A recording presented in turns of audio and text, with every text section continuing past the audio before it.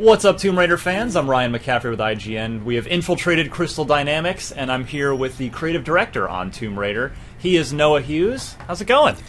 Hey, how's it going? Thanks for coming down today. So, Noah, the big question is why? Why multiplayer in a Tomb Raider game that you've spent the last couple years pitching as a single-player, cinematic reboot of Lara and a very personal experience for her? Why include a 4-on-4 multiplayer mode? Well, looking at rebooting the franchise, it was important to us to really establish Tomb Raider for the future, going forward. This is part of what a reboot's about, and that was about Lara's story, but it's also about bringing gameplay forward. And for me, multiplayer gameplay is probably the biggest innovation in game design since 3D. So for me, it was important, and we have all kinds of ideas of how to make that fun in a Tomb Raider universe, and this is really just our first step down that road.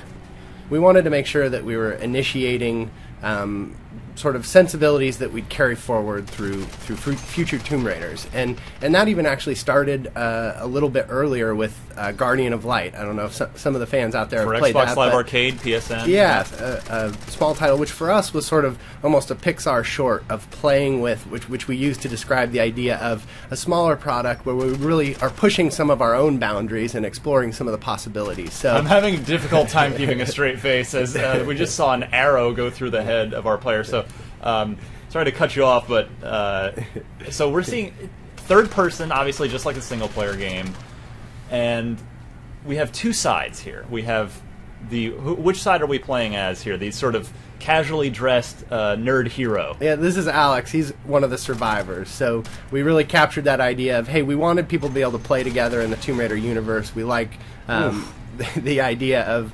all kinds of play styles. So in this case, we were really going for just easy pick up and play replayability, and rather than sort of integrate that into the story context, which, as you pointed out, is more cinematic and immersive and really is Lara's story. Instead, we sort of asked the question of, hey, what with our mechanics and our worlds and our atmosphere, what would it be like to just live out this kind of conflict that exists on the island of scavengers, the hostile inhabitants, and the survivors who are really sort of pitted against them?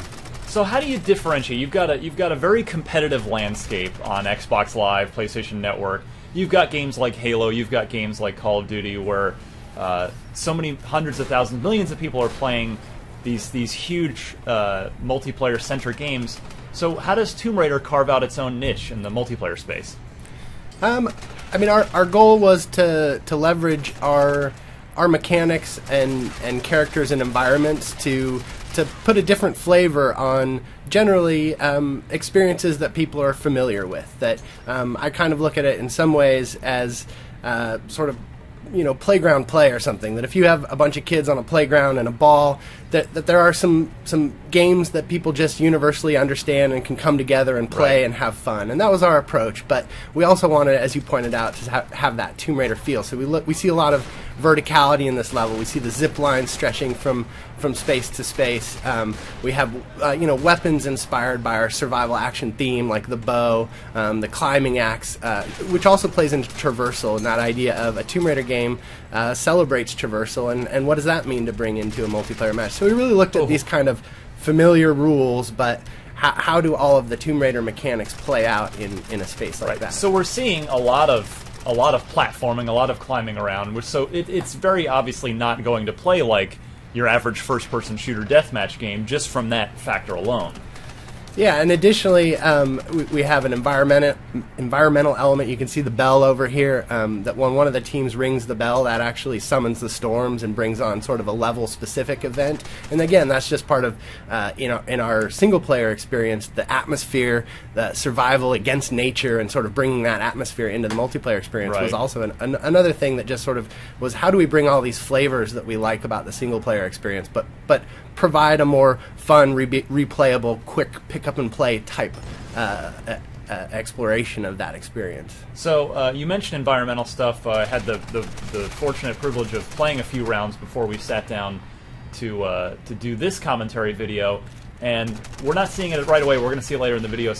Talk about some of the traps and some of the real specific environmental things that can really throw a monkey wrench into the round for the other team. Yeah, we've got traps, which again are just sort of a part of the Tomb Raider universe, but actually here I'll talk first about the environment. Yeah, here we go. The sandstorm. This is the sandstorm. Yep. So Alex here is actually blinded by the sandstorm and can see almost nothing. But the team who triggers the sandstorm event has the survival instinct ability, so they can actually make out other people. So Alex should be taking shelter from the scavengers at this point. Shelter in the grave. It looks yes. like. But that's just it's kind of a game changer that, again, is inspired by that idea of sort of the natural elements on this island coming into play. And then, as you sort of asked, the traps, we have things like the, spike trap, which is sort of trigger, you have to initiate it, trigger it, and then you can even sucker people through there. And then something that people may have seen in the single-player game, we have like a snare trap, and that one actually hangs you upside down. And what I thought was cool about that was that if a teammate finds you before the enemies do, you can actually shoot the rope and let them down. Yeah, and that's something that we tried to, in looking at some of these common play modes. That was his team's trap, so it's not going to trigger on him. And the enemy team wouldn't see it, the survivors wouldn't see it, the scavengers wouldn't see it. But that idea of just having mechanics that encourage cooperation, that one of the things that we wanted to sort of bring to the table was, in some of these modes, it's even asymmetrical. We wanted to kind of say, hey, the survivors together are really the only way that they're going to survive against the scavengers who have sort of have the home court advantage, so to speak, on this island. So we just saw, we're playing as the survivors here. The scavengers we just saw a second ago, just an instant death was from the result of an arrow. Talk about the bow and arrow as it factors into the multiplayer mode.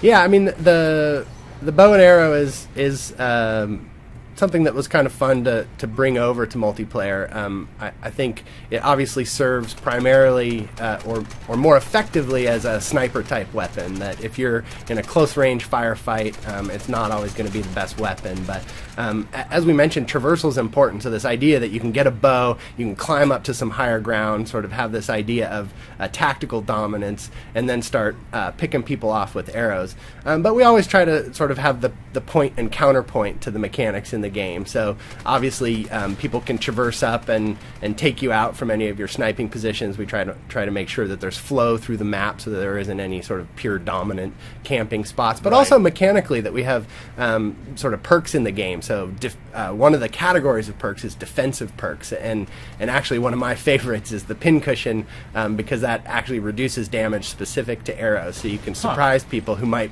expect to get that one sort of headshot kill on you with a charged arrow, and instead sort of turn the tables on them. And even talking about traps, that's another example of a defensive perk, would be the I think it's fleet feet or something. Basically, you can run across traps without triggering them. So for every kind of strategy that there is in the game, we try to kind of provide that counter strategy, and that's part of celebrating that asymmetrical play that we focused on this time around. So we're looking at the Alex character here, and you have multiple loadouts, correct? We see a basic assault rifle. We saw a second ago the D-pad pop up. You can select a grenade launcher or pistol as well. So can you talk about what sort of different weapons we might have available in the loadouts?